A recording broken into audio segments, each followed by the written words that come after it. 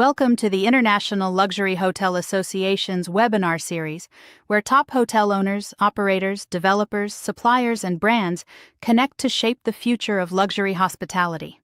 For over 15 years, the ILHA has been the most influential association in the industry, with global chapters and the largest hospitality network on LinkedIn, 500,000 members strong. Our flagship event, Inspire, is the leading luxury hospitality conference in Europe and the US, where decision-makers network, share insights, and get deals done. Visit us at ilha.org.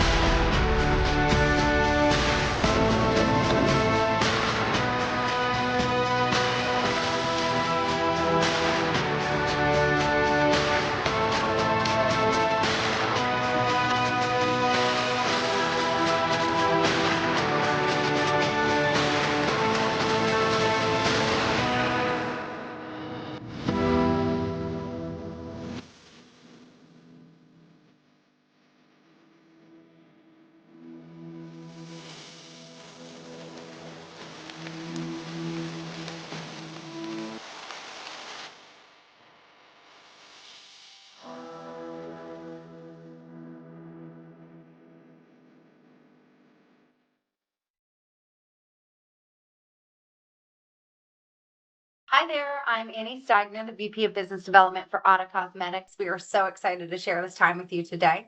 We are a global wet amenities company providing wet amenities for over 30,000 hotels today.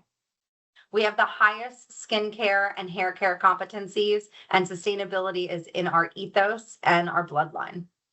We are cradle to cradle certified on all of our wet amenities products. We are an EcoVadis gold rated supplier. Only 5% of suppliers that go after accreditation reach that gold status. We are a Green Key approved supplier partner. We're also a Forbes Travel Guide Astria supplier partner. We thrive in the luxury hotel space.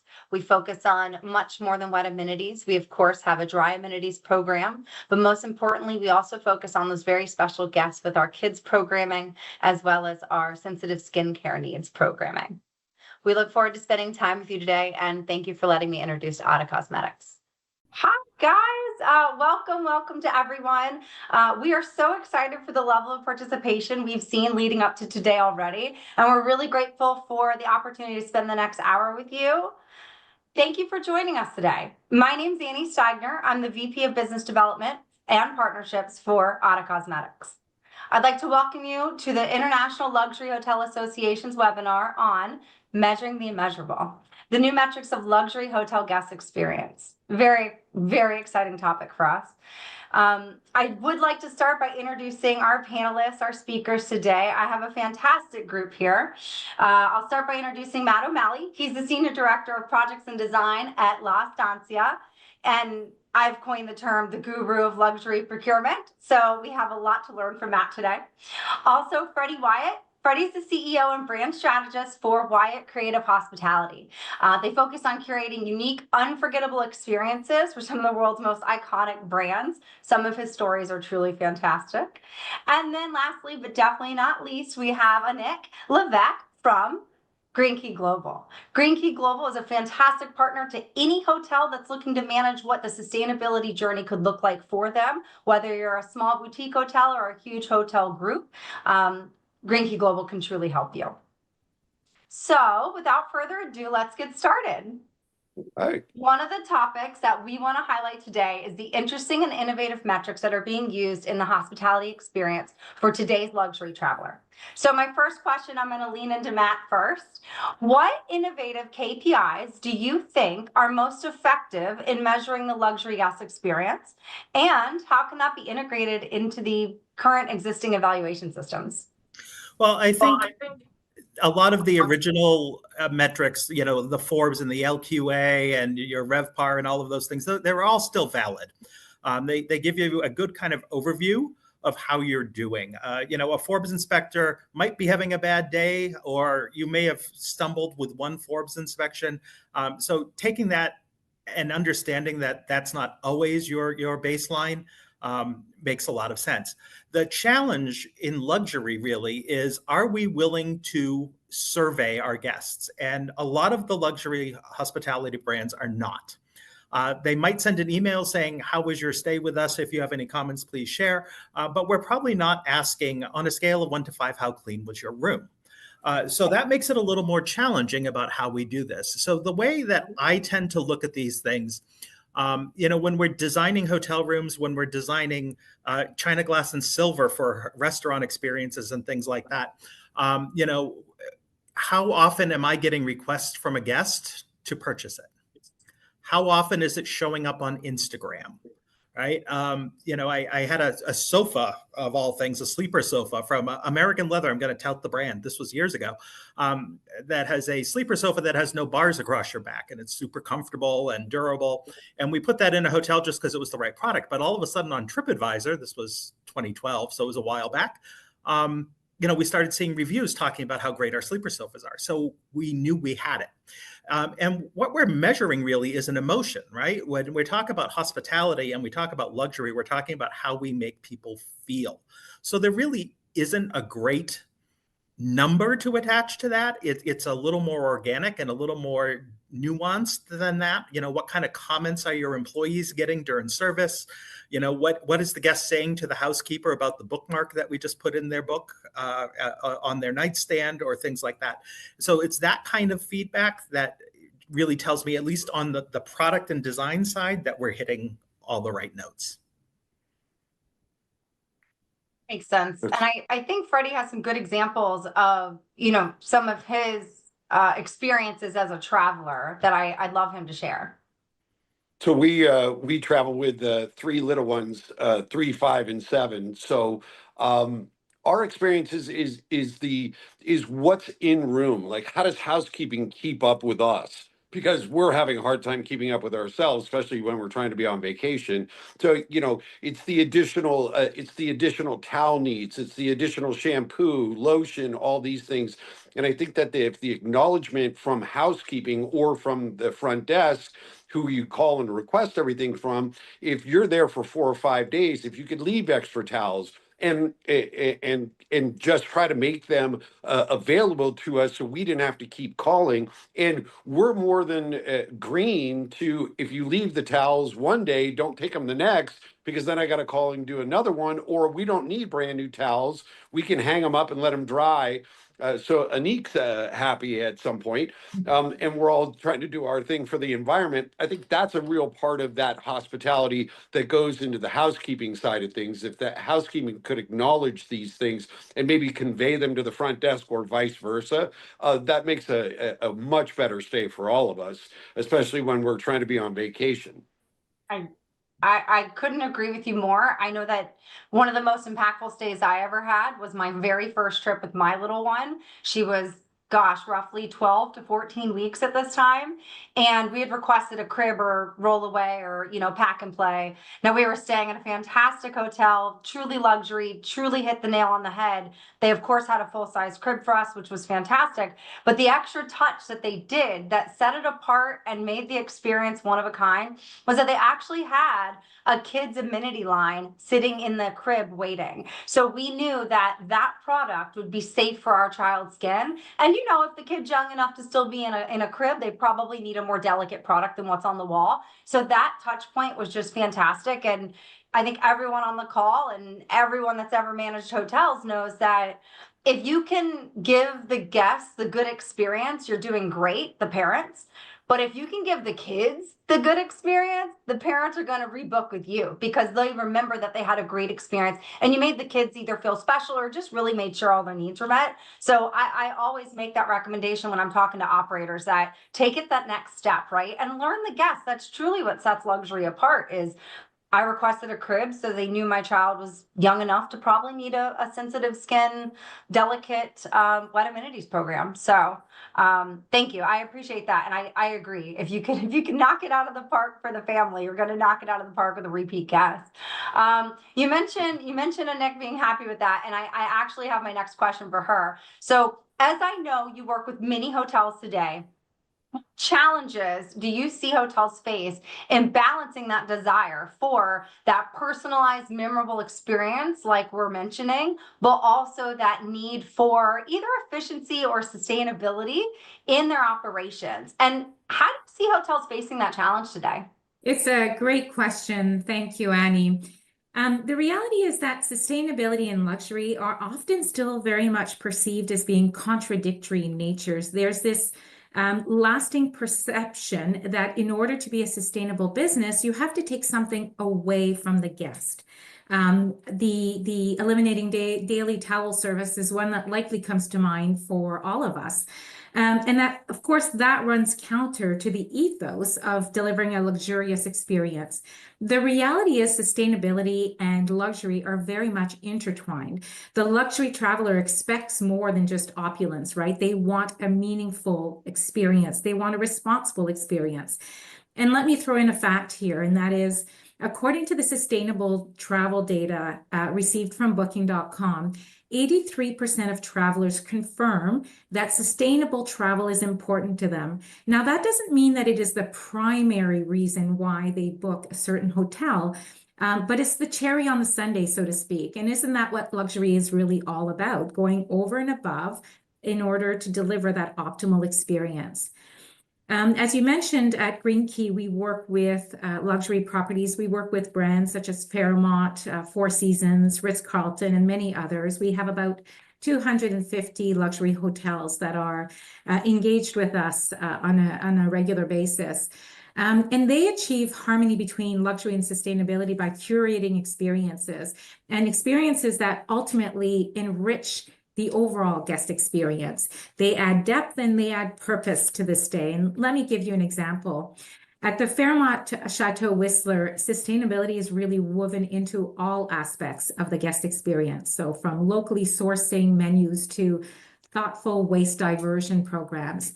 Now, for instance, they have repurposed over 13,000 pounds of soap for communities that are in need. And guests love hearing about that. It is something that is very intrinsically rewarding to know that you are associating yourself or you are experiencing something with a brand that brings you, that is aligned with your values, so to speak. And there are countless of other things or other steps that hotels can take as well to reduce plastic waste. For instance, the Fairmont Jasper Park Lodge, they introduced a reusable garment bag to replace the regular plastic ones. And it was much more elevated, much more better quality. It delivered a better experience for the guest. And at the same time, it reduced their operating costs. So net, this contradiction between luxury and sustainability does not really exist. There's a way to work together to make sure that we're leveraging or that we're engaging in sustainable action to elevate the guest experience.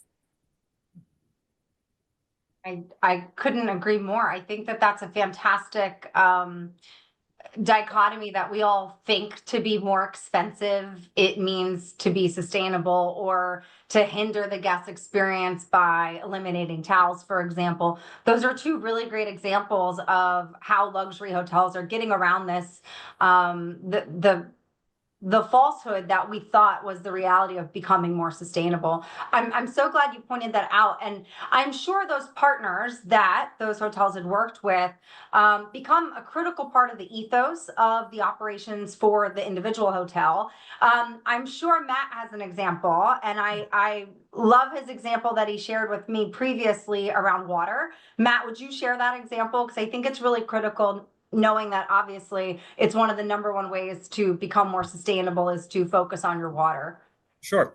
And understand what I'm talking about in this case is essentially a private club. So it's a little bit different than a hotel environment, though certainly some of this could apply at least in parts of the water consumption in a hotel. But we partnered with a company called Boomerang Water, which provides bottles and sanitation equipment and filling and sealing equipment. So we're going to be bottling our own water.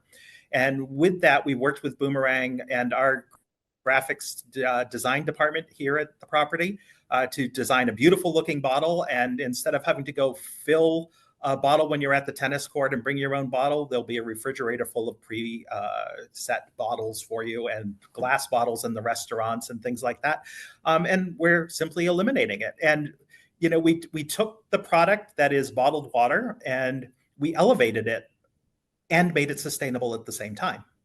And so that becomes the goal, right? How do we look at these things? In the case of towels, like we just mentioned, there's new technologies in towel construction about the core that help the product last longer. You're using less resources in terms of creating the product, but it also dries faster, right? So maybe the hotel is still changing towels every day, but we're doing a more, a greener solution. Right. Than what we were doing previously. So it's that continuous improvement as technologies and products evolve that keep pushing us in that direction. And for us, a lot of times it's not about selling the sustainability, it's about selling the care. We took the time to design a bottle that is uniquely us. We've shown that we put effort and care. And that goes back to the whole luxury guest and hospitality is about making people feel cared for and feel seen. So that's how we're doing it.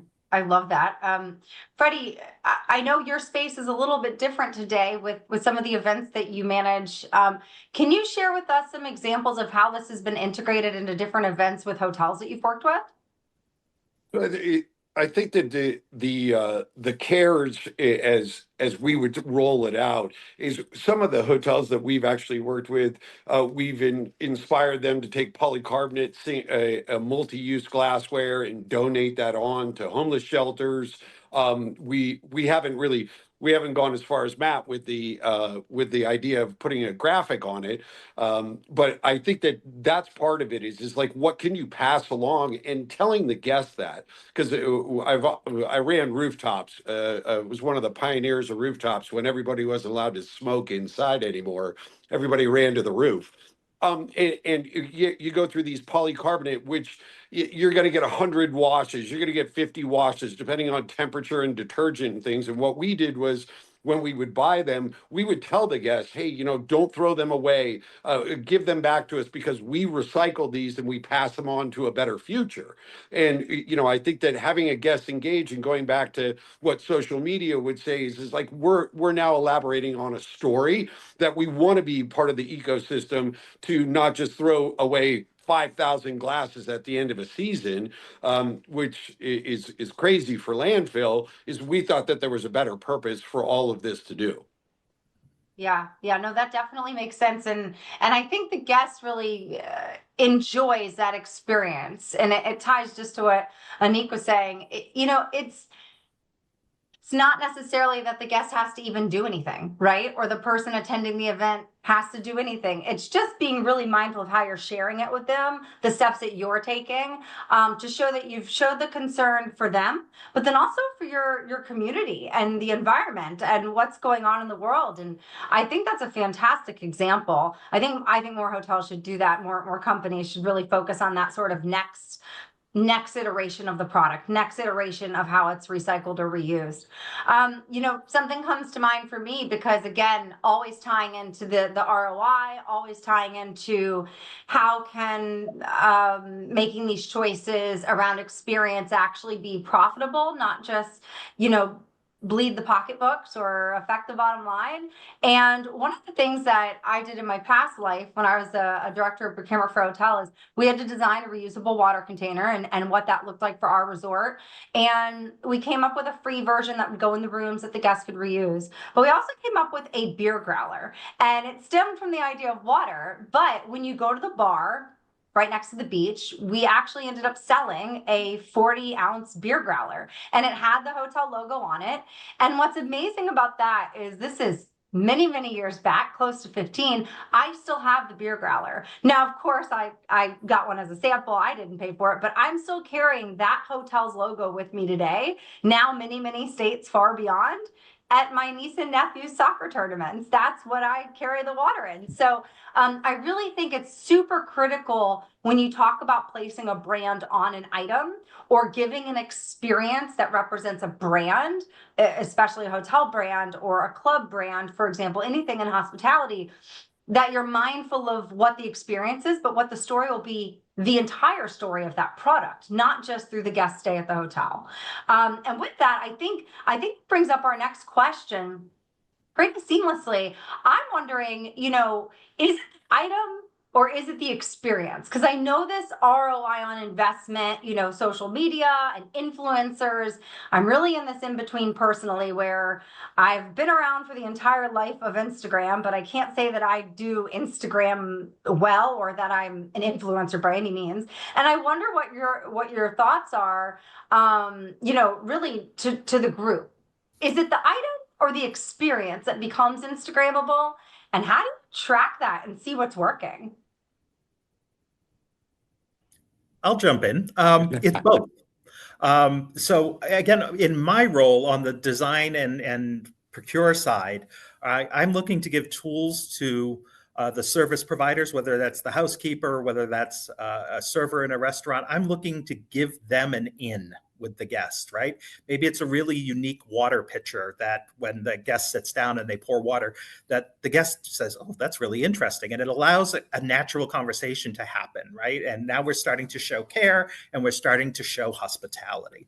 So it's about giving those tools.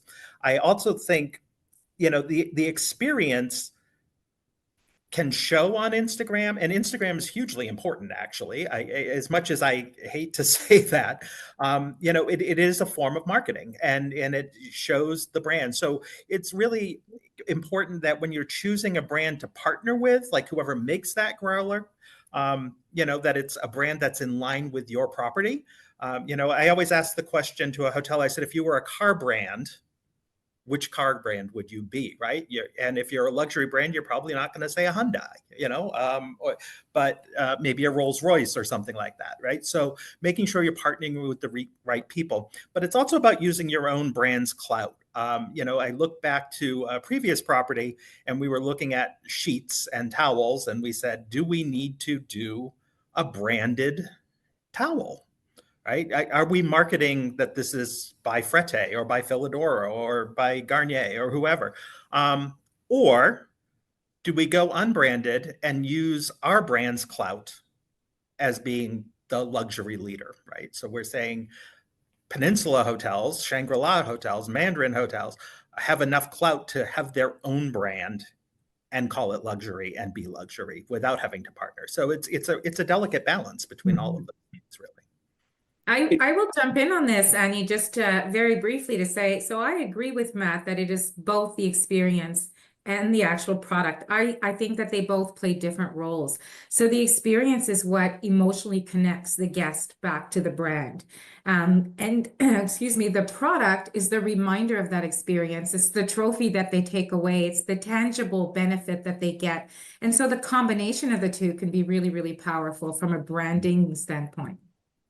And in my side of it, for the food and beverage and for the event side, is you see the liquor industry stands out, and also companies like Red Bull. Like Red Bull will give away plastic cups at festivals, and it's amazing to see how many people have those stuff in their purses. It's like going to the Super Bowl. You're paying a $18 beer at Allegiant Stadium, but you're walking around at the end of the night grabbing as many cups. We did something at the Olympics in Paris, and I got to go to one of the gold medal matches for beach volleyball, and I kept every cup that I could get my hands on to bring home to my kids, so they felt that emotion. So. I've seen companies like Absolute when they launched Elix, is they brought there were these brass owls that they gave to places, so they were like shakers. We had brass cups. We've done launches for Moet Hennessy and champagne, and Anik, you said it perfectly. It reminds you that you have that in your kitchen, and I think that we talked about it previously. Is that if hotel brands like Ritz-Carlton or Peninsula went and did a partnership with a high end like a Yeti, and you put that in the room branded, you're going to have that Instagram moment, whether it's on property or whether it's at a soccer field where a mom gets to remember, oh my gosh, I was at this Ritz-Carlton, and at this time, that's where I got the cup. And that gives her the story to tell her experience. So the best word of mouth is not a photo from Instagram. It's actually somebody conveying their experience. Mhm. And I see that a lot of companies try to do this. I used to work for Maybach, and we would give away golf balls, and we would sell $5,000 golf bags that went in the back of your car. And it was funny is that they'd only make a certain amount of bags, and the bags would blow out. When people, once they bought the car, they'd be like, "Can I have three?" Like, who needs three golf bags? It was just that's what you wanted. You had the car for your experience, but here's this amazing golf bag with a story. I think that they go hand in hand, because without one, you don't have the other. And I think the liquor industry is probably the most pervasive. Everybody in here probably, well, you either have a Starbucks cup at home, or you got some liquor branded thing sitting in your house that you acquired, or a cup of something that was nostalgic to you, whether it's holding your pencils on your desk.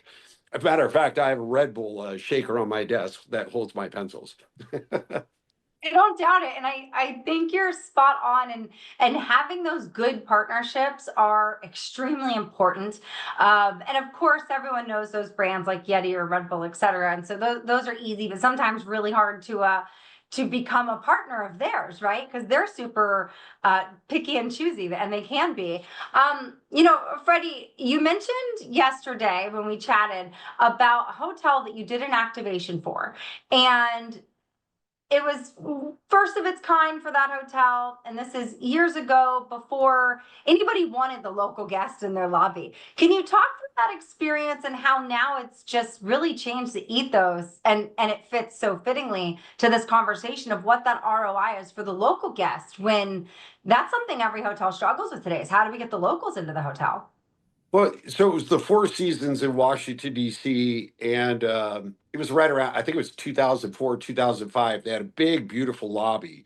And I would go in there because it was next to my office, and it was always empty. So I approached the general manager, David, and I said, hey, can we do something here? And he said, absolutely. What would you like to do? And I said, why don't we just get a bunch of people together? So we went out and found brands, as Matt was explaining, that were of the level of the Four Seasons. So we went to Morgan Stanley Wealth Advisors, went to a local jeweler, went to Moet Hennessy because they had such a vast portfolio of brands.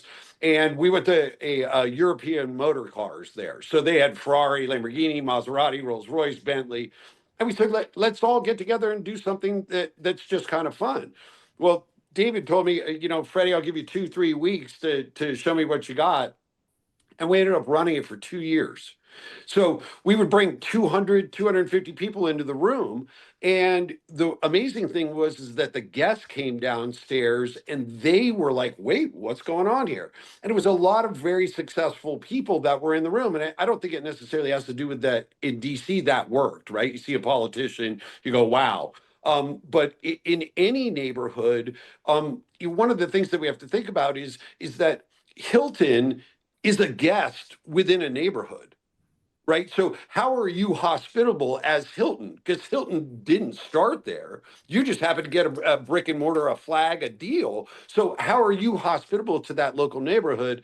And, a friend of mine, Dante Johnson's got Thompson in Atlanta. And I think that they're really integrating the community and that's what the necessity is, regardless of where you are, whether your flag's high end or low end, having that local guest and using those local purveyors really shows a sense of community, and it goes both ways, right? So you're giving back to the community through the homeless shelters or food or things like this, and at the same time you're taking from the community and trying to supply something that's hospitable.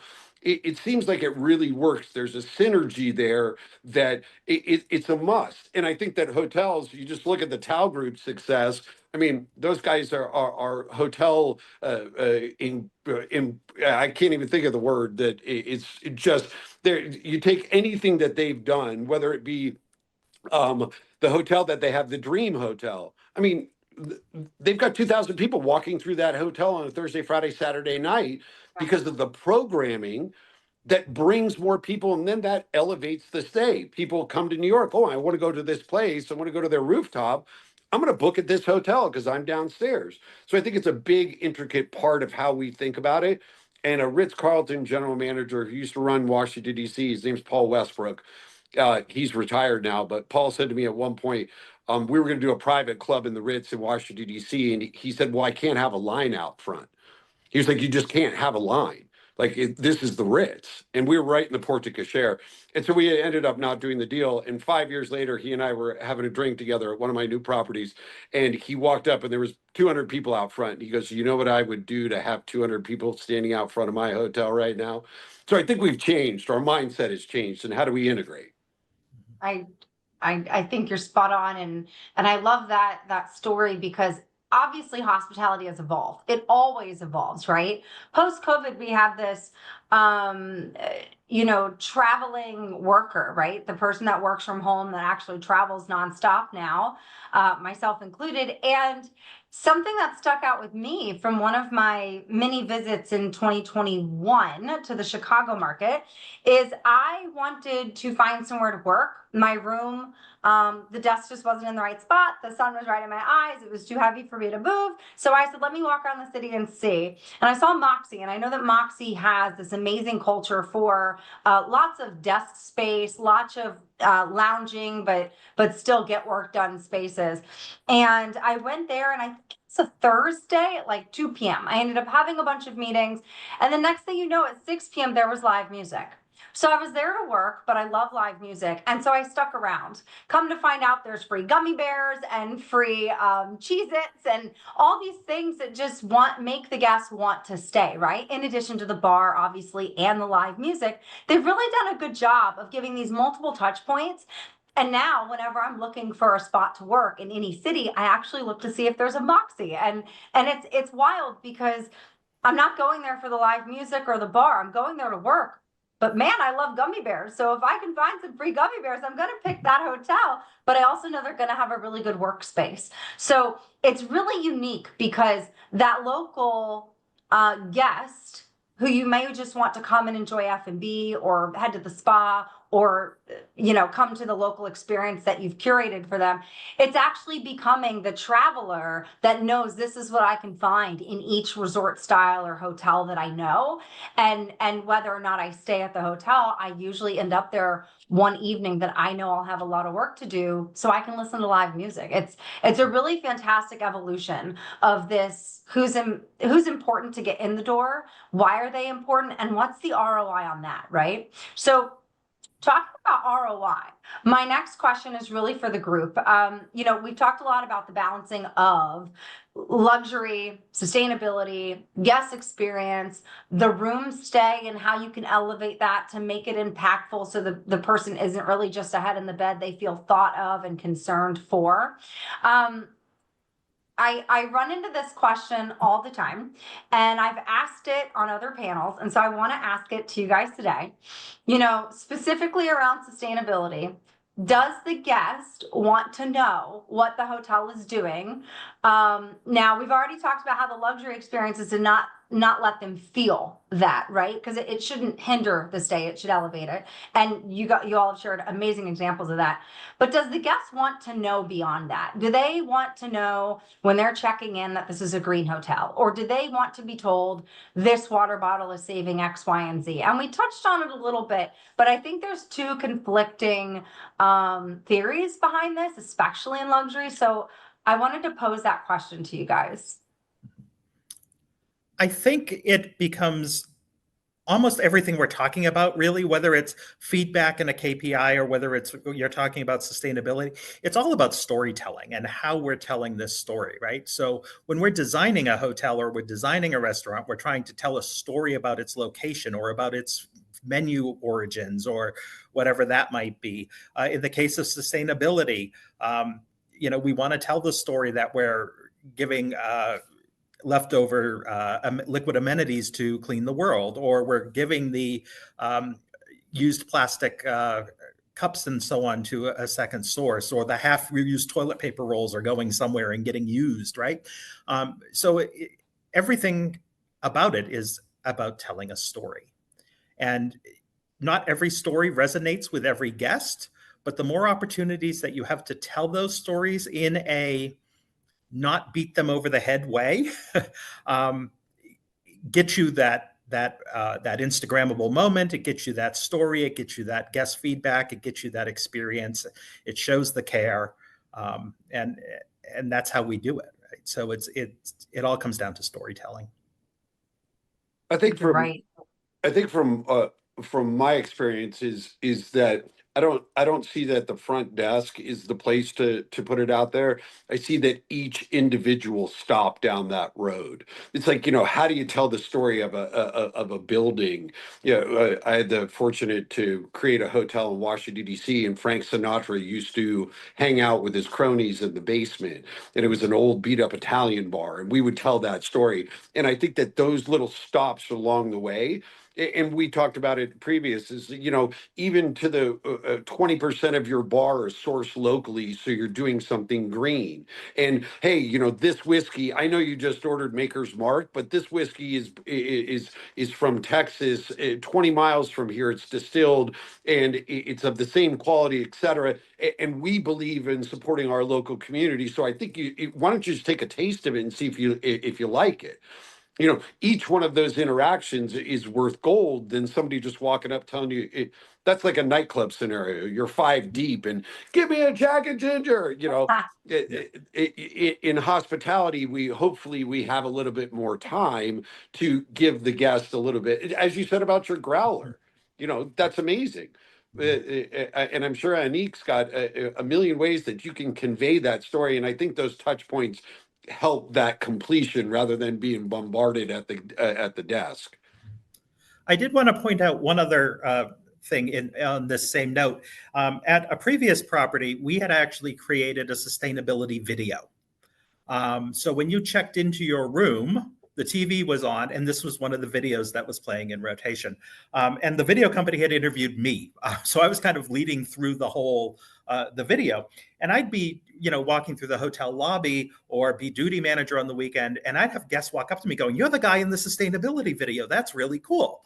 So we knew we were hitting. Again, we don't have a metric how many people actually watched it, but we know that a lot of people came up to me and said, "Hey, I saw that. That's really cool."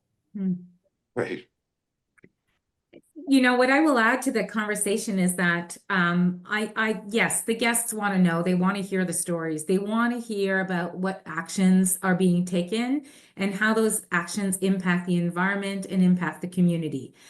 They care about the local culture. They want to hear about the local culture. It's part of the experience, right? It's part of the reason why they've made the decision that they have. They want to hear about the pollinator bees on the roof and that the honey is being used in the kitchen. They want to have access to the bikes and explore the areas. That's all part of the experience. And the sustainability supports that experience.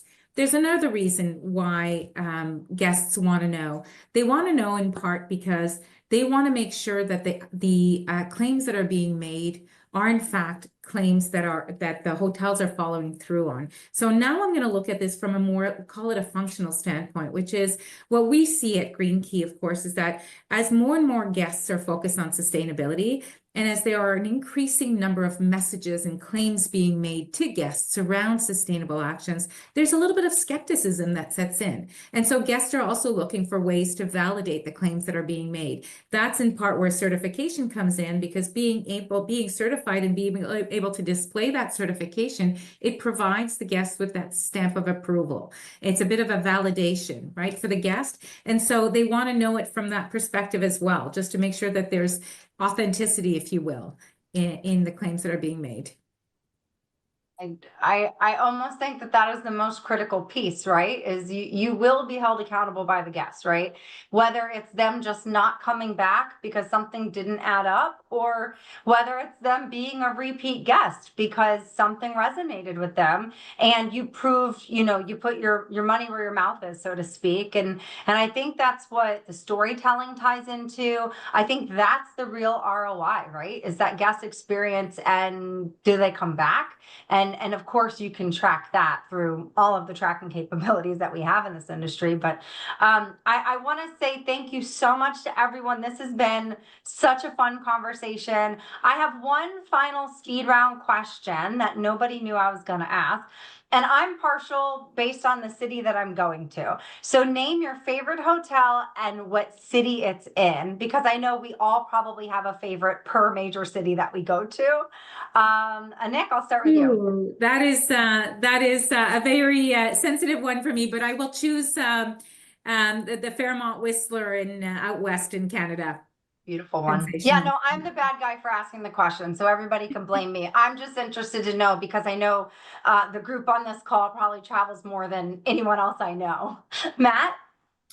I'm going to give you two. One is the Breakers in West Palm Beach, and one is the Peninsula Shanghai. Those two are my favorite. I'm going to follow Matt with two. Hotel of Bristol in Villars, Switzerland, and Ritz-Carlton in Laguna Niguel. That's a good one. Beautiful. Those are great hotels, guys. Well, I guess I'll put myself on the hot seat because I know that I'm the one that started this. If I'm in DC, I'm staying at Pendry, DC. That was the one that just touched my heart with those kids' amenities. And then if I am in Miami, I'm staying at One Hotel Miami. I think they pull off sustainability better than anyone. I think it is seamless and it's a beautiful experience. But I really do think that it's those touch points, that storytelling, and making the guests feel special that makes all of this worthwhile and gives us those special places that we know that if we're in that city, we're going to try to go back there. So thank you guys. Thank you for your time. I appreciate you so much. And thank you to everybody who joined us. This has been a really fun conversation. Thank you. Thank you. Thank you. Thank you.